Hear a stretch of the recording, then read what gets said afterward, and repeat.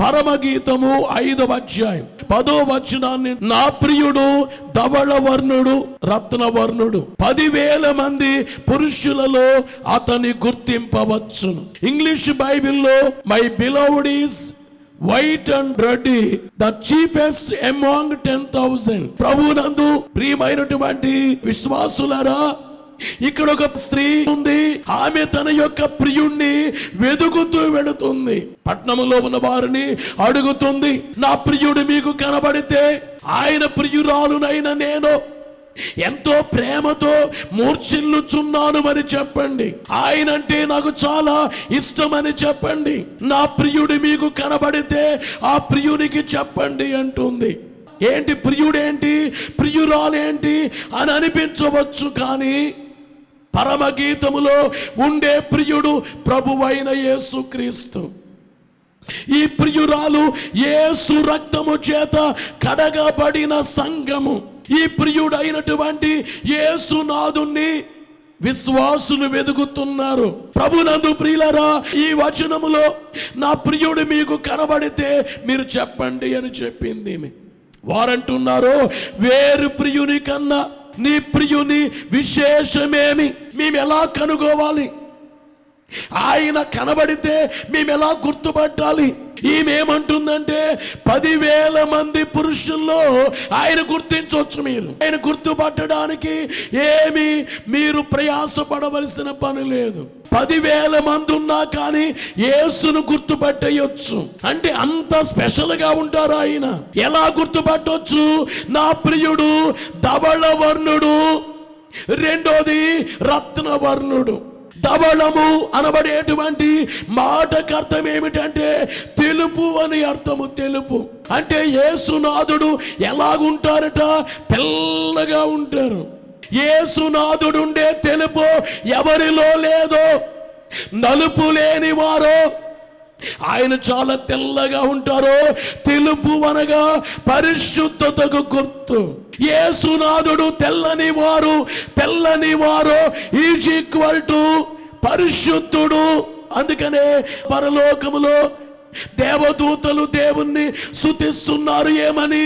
సైన్యములకు అధిపతియగు యెహోవా పరిశుద్ధుడు, పరిశుద్ధుడు, పరిశుద్ధుడు, పరిశుద్ధ పరిశుద్ధ పరిశుద్ధ ప్రభువా, వరదూతలైన వర్ణింపగలరా, పరిశుద్ధ పరిశుద్ధ పరిశుద్ధ ప్రభువా, వరదూతలైన వర్ణింపగలరా.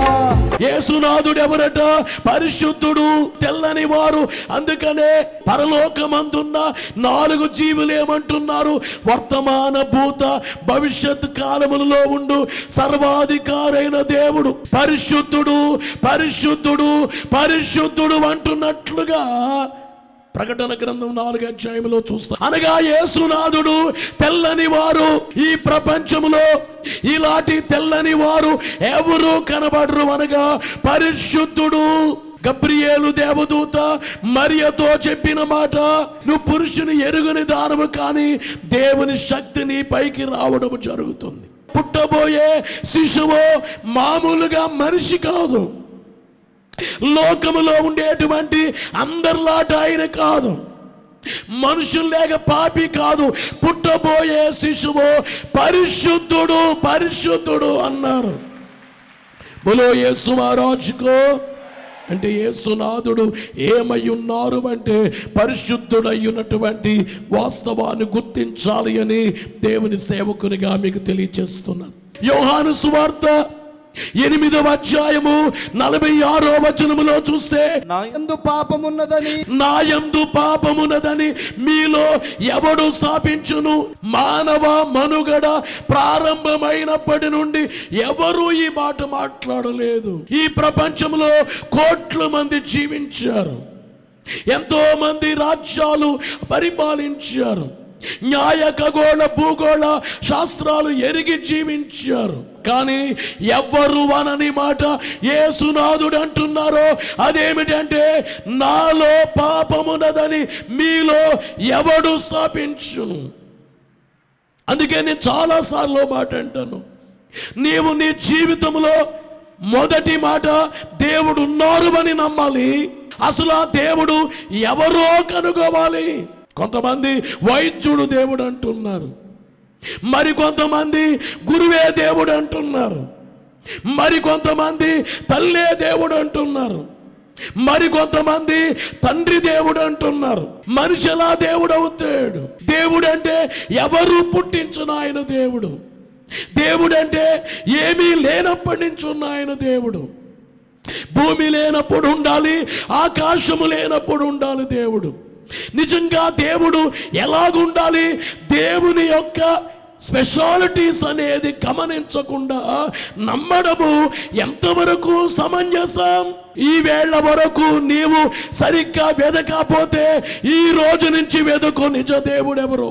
నిజ దేవుణ్ణి తెలుసుకొని నీవు చనిపోతే ఆ చావు మంచి చావు. నిజ దేవుణ్ణి తెలుసుకోకుండా నీవు చనిపోకు.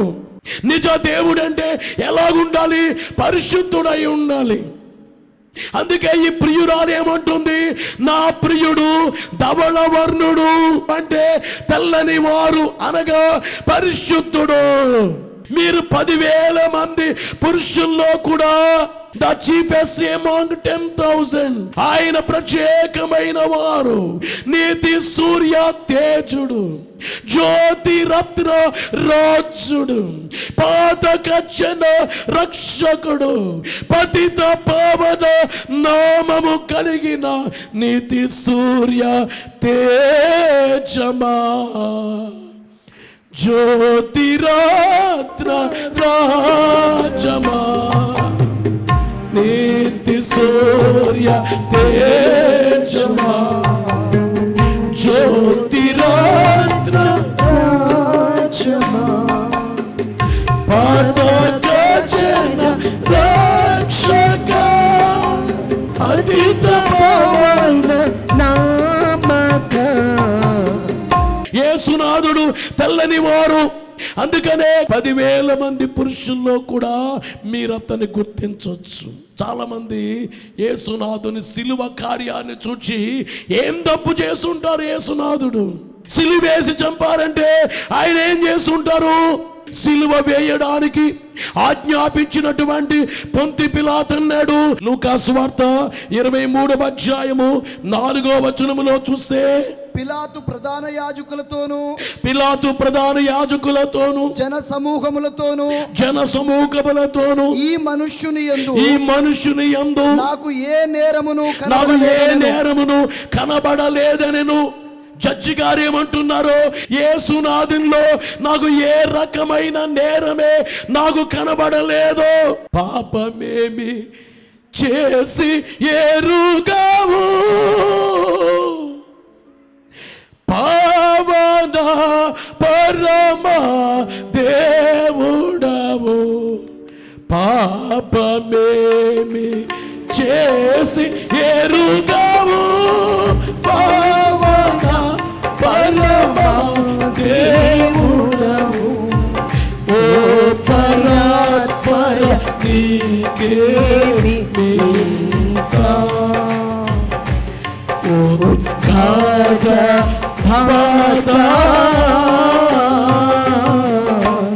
భక్తులు ఏం పాడుతున్నారంటే, పాపమేమి చేసి ఎరుగవు, పాపన పరమ దేవుడు, పాపమేమి నీకు తెలియదు, పరిశుద్ధుడైన దేవుడు. పిలాతు గారు, రోమా గవర్నర్ జడ్జి గారు ఏమంటున్నాడు? ఈలో నాకు ఏ నేరము కనబడలేదు. యేసునాథుడు పరిశుద్ధుడు. పిలాతు భార్య ఏమంది? మత్తయి సువార్త 27వ అధ్యాయం 19వ వచనములో చూస్తే, అతడు న్యాయపీఠం మీద కూర్చుండి ఉన్నప్పుడు అతని భార్య, పిలాతు భార్య అంటుంది, నీవు ఆ నీతిమంతుని జోలికి పోవద్దు, ఆయన ఎవరో నీతిమంతుడు, ఏ పాపము లేని ఆయన అంటుంది ఆమె. స్వప్నములో కనిపించారట ప్రభు. కోర్టులో ఉన్న ప్రభు ఆమెకు స్వప్నములో దేవుళ్ళే కనిపించారు. అందుకనే నీతిమంతుని జోలికి పోవద్దు, ప్రభునందు ప్రియులారా, యేసునాథుణ్ణి సిలువేయడానికి శతాధిపతికి ఆ పని అప్పగించారు. లూకా సువార్త 23:47 శతాధిపతి సిలువలో వేలాడే యేసును చూస్తూ అంటున్నాడు, శతాధిపతి జరిగినది చూచి ఈ మనుష్యుడు నిజముగా నీతిమంతుడై ఉండెనని చెప్పి దేవుని మహిమ పరచెను. ప్రియులారా, ఈ రీతిగా శతాధిపతి సాక్ష్యం. కుడి చేతి వైపున సిలువ వేయబడిన దొంగ లూకా సువార్త 23:41 ఎడమ చేతి వైపున దొంగతంటున్నాడు. మనకైతే ఇది న్యాయమే. మనము చేసిన వాటికి తగిన ఫలము పొందుచున్నాము గాని ఈయన ఏ తప్పిదమును చేయలేదు. పాప మేరుగా నాటి ప్రభుని బాధ పెట్టిరి. పాప మేరుగా నాటి ప్రభుని బాధ పెట్టిరి. శాపవాక్య ములను బల్కి శ్రేమను పెట్టిరి.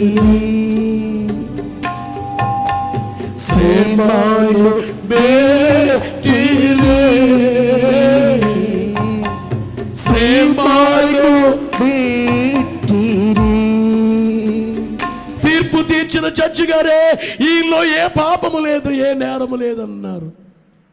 అలాగే జడ్జి గారి భార్య ఆయన నీతిమంతుడు, ఆయన జోలికి పోవద్దన్నారు. సిలువ కంటగొట్టిన శతాధిపతే ఈ నిజంగా నీతిమంతుడు అన్నారు. కుడి చేతి వైపున దొంగ ఈలో ఏ నేరము లేదన్నారు. హెబ్రీ పత్రిక 7:26 పవిత్రుడును నిర్దోషియు నిష్కల్మషుడును పాపులలో చేరక ఎన్నున్నాయో చూడండి. పవిత్రుడు, నిర్దోషి, నిష్కల్మషుడు, పాపుల్లో చేరక ప్రత్యేకముగా ఉన్నవాడు. ఆకాశ మండలము కంటే యేసునాథుడు ఎలాంటి వాడుటో ఆకాశ మండలము కంటే మిక్కిలి ఎచ్చైన వాడునైనా. అందుకని ఏమంటుంది, నా ప్రియుడు ధవళవర్ణుడు, రత్నవర్ణుడు. 10,000 మంది పురుషుల్లో 10,000 మందిలో మీరు ఆయన్ని గుర్తించవచ్చు. 10,000 మందిలో యేసునాథుడు ప్రత్యేకముగా కనబడతారు. ధవళవర్ణుడు, రత్నవర్ణుడు, ఐక నిర్దోషి, నిష్కల్మషుడు, పరిశుద్ధంగా ప్రత్యేకముగా ఉన్నవాడు. ఆకాశ మండలము కంటే మిక్కిలి హెచ్చైన వాడు. బలో యేసు మహారాజుకో. పేతురు రాసినటువంటి మొదటి పత్రికలో 2:22 ఆయన పాపము చేయలేదు. పేతురు గారు అంటున్నారు, ఆయన పాపము చేయలేదు. ఆయన నోట ఏ కపటము ఆయన నోట యేసునాథుడు ఎవరో తెల్లని వారు అంటే పరిశుద్ధుడు. అలాగే యోహాను మొదటి పత్రిక 3:5 పాపములను తీసివేయుటకై ఆయన ప్రత్యక్షమాయనని మీకు తెలియను. ఆయన యందు పాపమే ఆయన ఎవరో తెల్లని వారు, ఆయన పరిశుద్ధుడు, ఆయన యందు ఏ పాపము లేదు. అందుకే యేసు ప్రభు నమ్మిన వ్యక్తి చాలా సంతోషంగా ధైర్యంగా ఫీల్ అవుతాడు. ఏమి లేకపోయినా సంతోషంగా ఉంటాడు. ఎందుకంటే ఆ తెల్లని ఆయన్ని నేను కలిగి ఉన్నాను కాబట్టి నేను ధన్యుణ్ణి అంటాడు. ఈవేళ ప్రపంచంలో కోట్ల మంది యేసుని వెంబడిస్తున్నారు. ఓనాడు యేసుని అంగీకరించని వారు, విమర్శించని వారు, అమెరికా దేవుడు అన్న వాళ్ళు, ఇంగ్లాండ్ వాడు దేవుడు అన్నవారు, తక్కువ కులాల వాళ్ళు ఆరాధించే దేవుడు అన్నవారే యేసుని వెంబడించడానికి కలిగిన కారణం ఏమిటంటే యేసు తెల్లని వారు, పరిశుద్ధుడు. బలో యేసు మహారాజుకో. మొదటిగా చూస్తే నా ప్రియుడు ధవళవర్ణుడు. రెండోది ఏమిటంటే రత్నవర్ణుడు. ఇంగ్లీష్ బైబిల్లో my beloved is white and ready అంటే ఎర్రని వాడు. అంటే ఇంగ్లీష్ బైబిల్ చెప్పేది ఏమిటంటే టమోటా కలర్ లో ఉంటారట. చెర్రీ ఫ్రూట్ ఎలాగుంటుందో అలాంటి కలర్ అట. మరొకటి బ్లడ్ కలర్, బ్లడ్ రక్తము కలర్. యేసునాథుడు తెల్లని వారు పరిశుద్ధుడు, మరి ఎర్రని వారేంటి? ఎరుపుకు కారణం ఏమిటంటే యేసునాథుడే ఈ లోకానికే రక్తాన్ని చిందించడానికి వచ్చారు, సిలువ వేయబడటానికి వచ్చారు. మనమైతే జీవించడానికి మనల్ని దేవుడు పుట్టించారు, కానీ యేసునాథుడైతే చనిపోవడానికి జన్మించారు. కారణం ఏమిటంటే మానవాడి పాపాలు ఆయన పరిశుద్ధమైన రక్తముతో కడిగేయడానికి జన్మించారు. ఆ యవన కాల రక్తాన్ని ఇవ్వడానికి వచ్చారు. అందుకే యవన కాలంలో 33.5 సంవత్సరాల వయసులో యవనుడుగా ఉన్న యేసు కల్వరి కొండ మీద చనిపోయారు. యేసు వారి రక్తమును గూర్చి మనము గమనించినప్పుడు యేసు వారి గెత్సేమనే వనములో మోకరించి ప్రార్థన చేస్తున్నారు. ఇప్పుడు నేను మాట్లాడుతుంటే నా శరీరం నుంచి చెమట వస్తుంది, కానీ యేసునాథుడు మోకరిస్తే చెమట కాకుండా రక్తపు బిందువులు వస్తున్నాయి. చాలా మంది దీన్ని ఏమన్నారంటే ఇదో కథ అన్నారు. ఈ విషయాన్ని రాసింది సామాన్యమైన వ్యక్తి కాదు. ఆ బ్లడ్ వచ్చింది అని రాసిన ఆయన ఎవరంటే ఆ రోజుల్లో ఓ డాక్టర్ గారు, ప్రఖ్యాతగాంచిన వైద్యుడు. ఆయన పేరే డాక్టర్ లూకా. లూకా సువార్త రాసింది ఆయనే. లూకా సువార్త 22:44 చూస్తే ఆయన వేదన పడి మరింత ఆతురముగా ప్రార్థన చేయగా ఆయన చెమట నేలపడుచున్న గొప్ప రక్త బిందువు వలె, నేలపడుచున్న గొప్ప రక్త బిందువుల వలె ఆయను. గమనించే మాట ఏమిటంటే ఆయన చెమటట ఎలాగైంది? రక్తం వస్తుంది, రక్త బిందువులు లేగా. దీనినే చాలా మంది నమ్మలేదు. ఈ బైబిల్లో వట్టిది రాసుకున్నారన్నారు. యేసు ప్రభు వారి మీద ప్రేమతో ఈ మాట అన్నారు. లూకా గారు ఒక డాక్టర్ అని బైబిల్ కొలస్సీ పత్రికలో 4:14 లూకా అనుప్రియుడైన వైద్యుడును అంటే లూకా డాక్టర్ అయి ఉన్నారు. ఆ డాక్టర్ గారు రాశారు ఈ మాట. మెడికల్ ఎక్స్పర్ట్స్ అందరూ, సైంటిస్టులు అనేక మంది లోతైన పరిశోధన చేశారు. అలాగే ఒక శాస్త్రవేత్త పేరు విలియం స్క్రాడ్ అనబడే పేరు కలిగిన ఆయన 1974 దీని మీద రీసెర్చ్ చేశాడు, పుస్తకాన్ని రాశాడు. ఆయన the physical cause of the death of Christ అని చెప్పి ఒక బుక్ రాశాడు.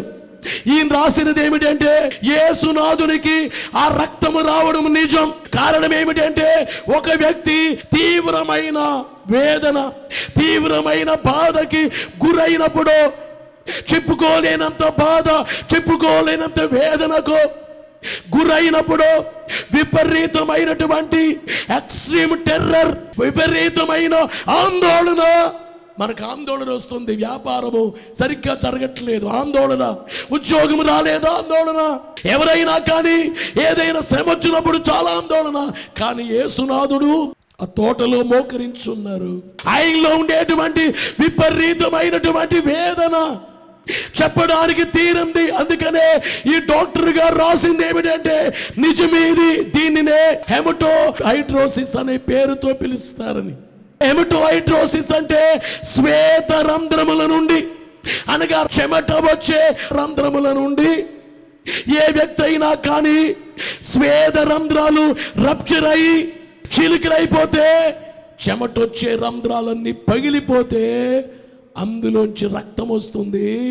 ఎందుకు పగులుతాయంటే విపరీతమైనటువంటి యాంగ్జైటీకి గురైనప్పుడు, ఎక్స్ట్రీమ్ టెర్రర్కి గురైనప్పుడు, భయంకర ఆందోళనకు గురైనప్పుడు అలా జరుగుతుంది. ఇది నిజమే అని ఒప్పుకున్నారు సైంటిస్టులు. యేసునాథునికి ఆ గెత్సేమనే వనములో రక్తము కారింది నిజమని ఆలోచించండి. యేసునాథుడు గెత్సేమనే వనములో చూస్తే ఆయన ఎర్రని వారు. యేసునాథుని దగ్గరికి సైనికులైన వారు వచ్చారు. ఇస్కరియోతు యూదా వచ్చి సంకెళ్ళు వేశాడు. దాదాపుగా రోమన్ సైనికులు 400 మంది, అలాగే టెంపుల్ గార్డ్స్ వారు 600 మంది, సన్నగెట్టిన సభ పోలీసులు 250 మంది, మొత్తం అందరూ కలిసి 1250 మంది సైనికులు ఒక్క యేసు ప్రభుని పట్టుకోవడానికి వచ్చారు.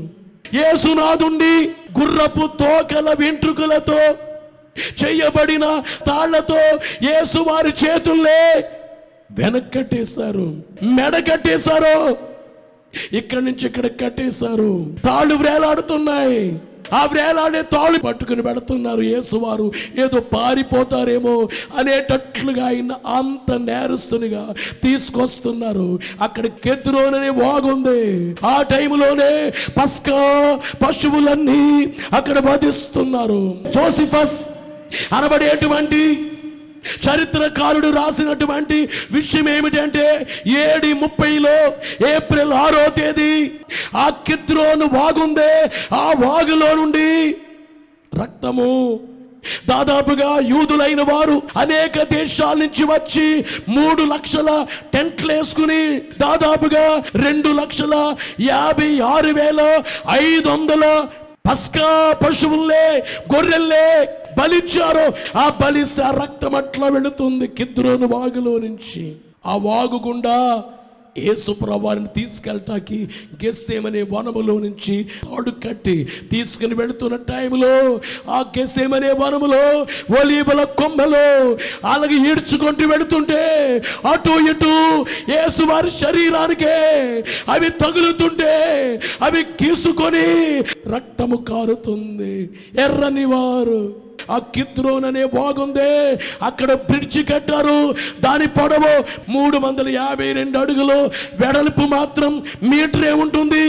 దాని పక్కన గోడ కట్టారు. అవి 3 అడుగులే, ఇంతే గోడ.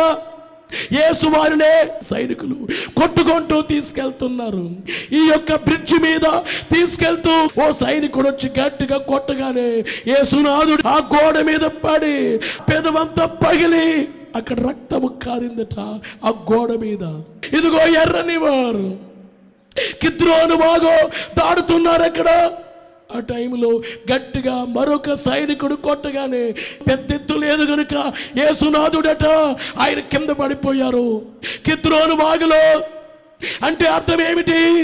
ఇదిగో కిద్రోను వాగులో ఎన్నో గొర్రెల రక్తం పెడుతుంది. ఇంకా ఈ గొర్రెల రక్తం అక్కర్లేదు, నా రక్తమే మనుషులందరి కొరకు నా రక్తము చిందించబడుతుంది. ఇంకా గొర్రెల రక్తము కారక్కర్లేదు. యేసునాథుడు ఆ వాగులో పడిపోతే ఆ రక్తము దాదాపుగా మోకాళ్ళ కింద వరకు ప్రవహిస్తుంది రక్తము. వాడి చేతుల్లో ఉండే తాళ్లతో కిద్రోను వాగులో నుంచి మరలా పైకి లాగారట. జోసిఫస్ ఈ విషయాలు రాస్తున్నాడు, బైబిల్లో రాయబడలేదు. చరిత్రకారుడు జోసిఫస్ రాస్తాడు ఈ విషయాలు. గమనించాలి. అక్కడి నుంచి యేసయ్యను గొర్రెల ద్వారము గుండా యెరూషలేముకి తీసుకెళ్లారు లోపలికి. యెరూషలేములో గొర్రెల్నే బలివ్వడానికి ఆ ద్వారం అంటారే తీసుకెళ్తారు. ఆ ద్వారం అంట ఇప్పుడు యేసునాథుడనే గొర్రె లోక పాపములు మోసుకొని పోవు యేసునాథుడనే అసలైన గొర్రె. యెరూషలేముకు 12 ద్వారాలు ఉంటాయి, 12 గుమ్మాలు. నెహెమ్యా గ్రంథములో చూస్తాం. ఆ 12 గుమ్మాల్లో ఓ గుమ్మం పేరు గొర్రెల గుమ్మం, గొర్రెల ద్వారం. గొర్రెల ద్వారం అంట యేసునాథుడిని తీసుకెళ్తున్నారు. అది జరగాలి. కారణం ఏంటంటే అసలైన గొర్రె లోపలికి వెళ్తున్నారు. లోక పాపాలు మోసుకొని పోయే దేవుని గొర్రె పిల్ల యెరూషలేము లోపలికి వెళ్తున్నారు. యేసునాథుడిని తీసుకెళ్లారు, కోర్టులో నిలవబెట్టారు. కోర్టులో ఒక సైనికుడు వచ్చి గట్టిగా యేసునాథుడిని చంప మీద కొడితే ఒక కన్ను సరిగ్గా కనబడకుండా అయిపోయిందట. The passion of the Christ అనే ఆ మూవీలో ఒక కన్ను సరిగ్గా కనబడదు. ఆ కొట్టినప్పుడే ఆ దెబ్బకే ఒక కన్ను కనబడటం మానేసిందట. అక్కడి నుంచి తీసుకెళ్లారు. బైబిల్ తెలియజేసేటువంటి రీతి ఏమిటంటే యేసునాథుని రక్తము అమూల్యమైన రక్తమని పేతురు మొదటి పత్రికలో 1వ అధ్యాయం 19వ వచనములో చూస్తున్నాం. మత్తయి సువార్త 27:24వ వచనములో నీతిమంతుని రక్తము. మత్తయి సువార్త 27:4వ వచనములో నిరపరాధ రక్తము. అలాగే కొరింథీ మొదటి పత్రిక 11:25లో నిబంధన రక్తము. లూకా సువార్త 22:20లో వ్రాయబడింది కొత్త నిబంధన రక్తము. లేవియ కాండము 17, 11, 13, 14లో రక్తమే దేహమునకు ప్రాణమని వ్రాయబడింది. అలాగే రక్తము వలన పాత నిబంధన మొదటి నిబంధన ప్రతిష్ఠించబడినట్లు హెబ్రీ పత్రిక 9:18లో వ్రాయబడింది. హెబ్రీ పత్రిక 9:22 రక్తము చిందింపకుండా పాప క్షమాపణ కలుగదనియు, అంటే రక్తము చిందించకపోతే పాపాలు క్షమించబడవని రాయబడింది. అలాగే హెబ్రీ పత్రిక 10:4లో ఏలయనగా ఎట్ల యొక్కయు మేకల యొక్కయు రక్తము పాపములను తీసివేయుట అసాధ్యము. పాపములను తీసివేయుట అసాధ్యం. ఏ రక్తం? గొర్రెల రక్తం. ఎట్ల రక్తం పాపాలు తీసేయదట? ఏ రక్తమో? యేసు రక్తము పాపాలు తీసేయాలి. అయ్యో మీకు తెలియచేసేది, తెల్లని వారైన పరిశుద్ధుడైన యేసు ఇక్కడ ఎర్రని వారిగా 39 దెబ్బలకు శరీరం అంతా చీలి రక్తము కారుతూ ఉంది. తర్వాత తలపై ముళ్ళ కిరీటాన్ని చుట్టగా తలలో ముళ్ళను బట్టి కారే రక్తం. ముళ్ళతో కిరీట మళ్ళీ నీ శిరముపై జల్లాటమున ముత్తిరా. ముళ్ళతో కిరీటం. ఈవేళ వాక్యాన్ని వినేవాళ్ళారా, నువ్వు సరిగ్గా వాక్యం వినలేదు కాబట్టి, ఇంతకు ముందు నువ్వు మారలేదు, సరిగ్గా వాక్యం వినలేదు కాబట్టి, లోకం మారలేదు, యేసు నమ్మలేదు, నువ్వు రక్షించబడలేదు, మారు మనసు పొందలేదు, నువ్వు బాప్తిస్వం పొందలేదు. ముయ్యలేక సిల్వా భారము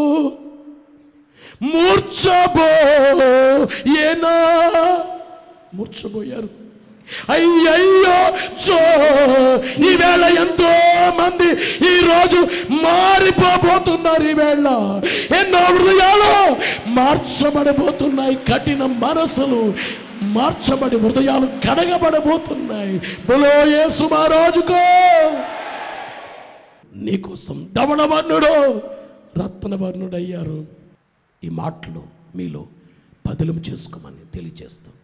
ఏ యేసు అయితే ధవళవర్ణుడు రత్నవర్ణుడైన యేసు అనగా రక్తధారిగా కనబడిన యేసు చనిపోయారో, సమాధి చేయబడ్డారో, యేసు ఇప్పుడు సమాధిలో లేరో, అప్పుడే 3వ రోజు సమాధిలో నుంచి తిరిగి లేచారో, సజీవుడిగా ఉన్నారో, ఆయన మరలా వస్తానన్నారు. ఎవరి కొరకు వస్తున్నారంటే, ఎవరైతే ఆయన రక్తముతో హృదయాలు శుభ్రం చేసుకున్నారో, పరిశుద్ధులుగా మారారు, పరిశుద్ధుల కొరకు యేసు ఆకాశ మండలానికి రాబోతున్నారు.